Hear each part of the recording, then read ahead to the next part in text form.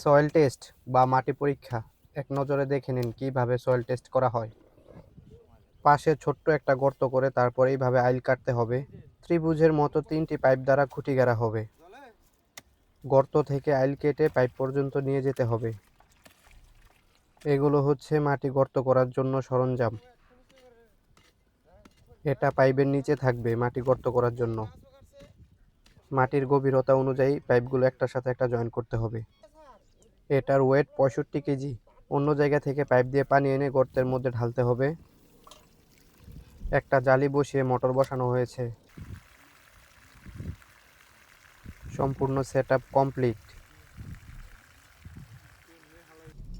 65 KG লোহার ভারটা দুইজনে নিয়ে যাওয়া হচ্ছে।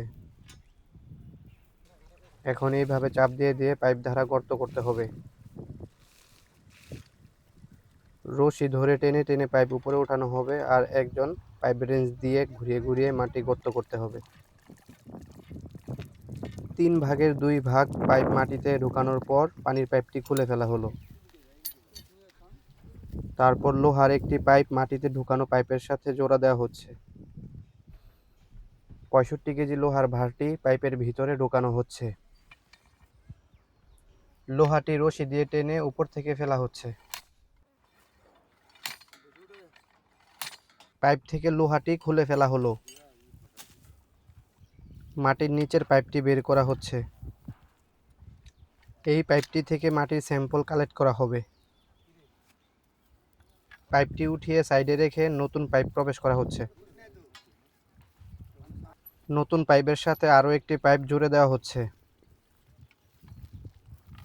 এইভাবে মাটির নিচে 10 থেকে 15 ফুট পর পর স্যাম্পল কালেক্ট করা হবে।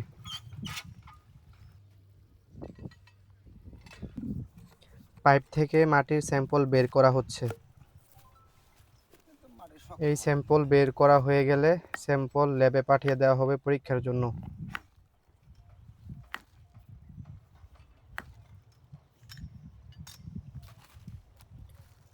এটা হচ্ছে মাটির স্যাম্পল।